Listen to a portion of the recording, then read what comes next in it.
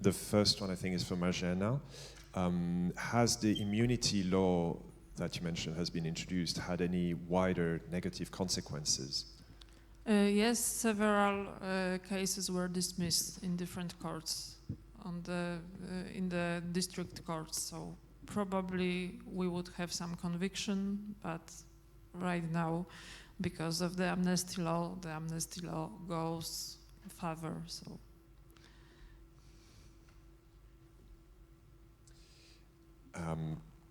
Thank you. Next one, I get Martín. Sorry, my screen keeps jumping. You keep data to check if the government has modified or deleted contracts, but how do you prove that you didn't modify that same information? Yeah, it's a good question, thank you. So for the contracts that we publish in Guatemala, we just didn't think when we were downloading them that we will be using them as a backup. So we just had the data, and what we have now is that each contract is linking to the official website, so you can check if it's the same data. But when we were thinking about the backing up of the Mexican platform, we did a very holistic plan on consistency checking. So for every document, there is a hash of the whole document, and we have the hash. And then when we were recommending this to them, we said, and then you should make a hash of all the hashes, and then make that public in some place. They didn't do that, so there's still going to be some space for controversy,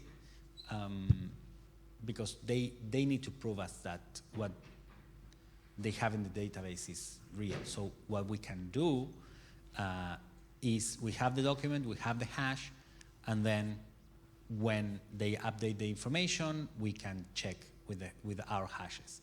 I know more can be done about this, but that's what we currently have right now. And if anyone wants to chat more about data consistency and proof, I'm very interested in the topic, and I have thought about it, but our current implementation is ongoing about it. Thank you. Thank you. The next question is for Silvana. Thank you for your presentation. Are there any cases where AI has impacted data literacy or management positively or negatively in this context? We haven't approached that topic in particular. When I was talking about AI, was AI as a topic within public sector training and capacity. We've seen many cases or many examples that they use AI for different purposes, but we haven't covered how AI has impacted these particular topics. But there's also another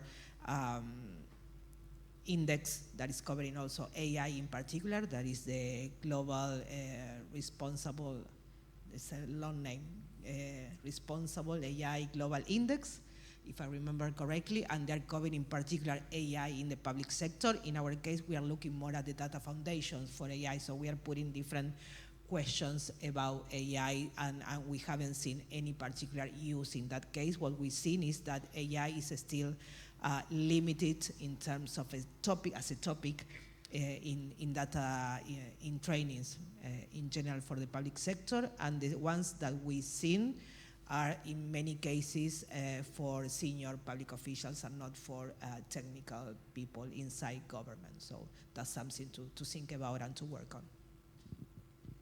Okay, thank you. I guess we'll get back to Marzena with one more question. How do you feel your work on the 2020 elections impacted the recent election in 2025? So between those elections that didn't happen in May 2020, we had the July election in 2020.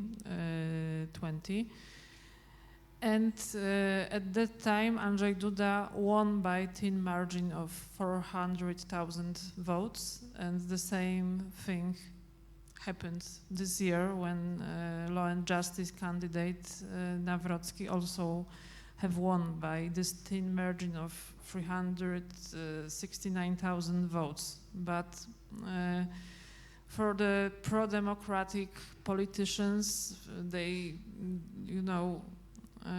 didn't use this situation for their own benefit.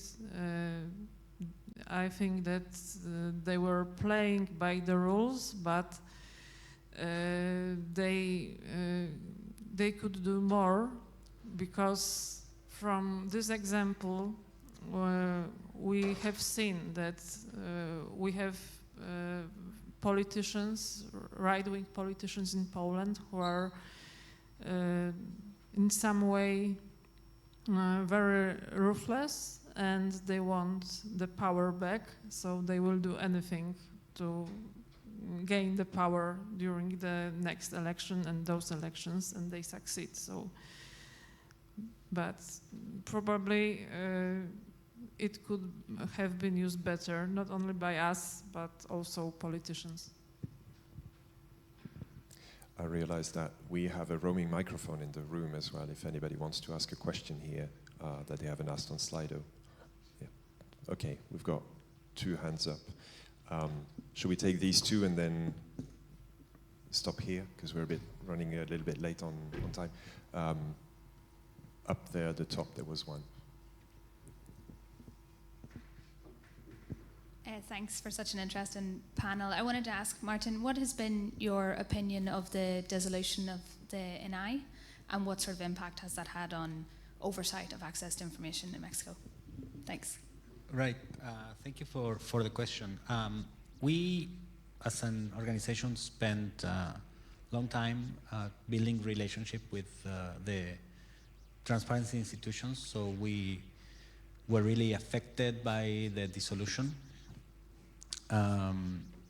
I think there were some interesting arguments made around efficiency and on the relevance topic. I think it's hard for some of these specialized institutions to be relevant to everyone, but the access to information in Mexico is used by many people. There are more than 10 million questions that have been answered by transparency units, and the one that receives more information is IMSS, which is the medical institution.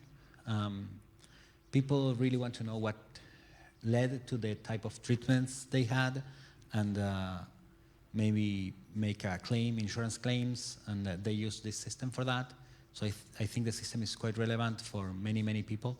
And the arguments made about the relevance and the fight of corruption, they were untrue.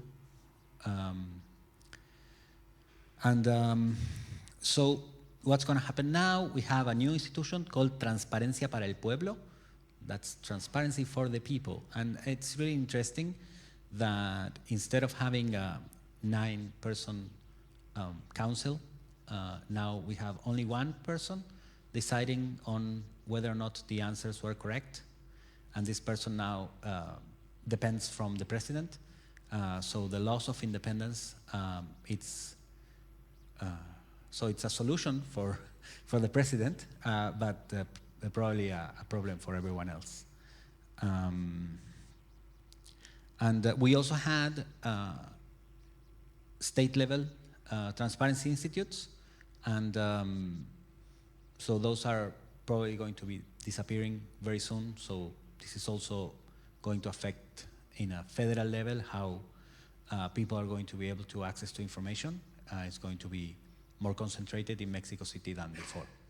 So I don't think it's good what's happening, but hopefully we will find a solution collectively. Thank you. Thank you, Martin. I think there was another question up there in the room, right? Thank you. This is for the Abrimos.info presentation. it was, I think you're absolutely right that there's all these open data platforms that are built and they're not used. I'm not sure I got the sense of what your answer is to the question of like, how do you get people to use them for them not to become stale, for them not to suffer the same consequence as the Compras issue where you had 40 some downloads. There's many examples of initiatives you've taken to build platforms that then are well indexed by search engines, but I gather that it isn't so much that people are going directly to you, but that they just happen to come across your data and your platform, which is great, right? You want to be ranked that way.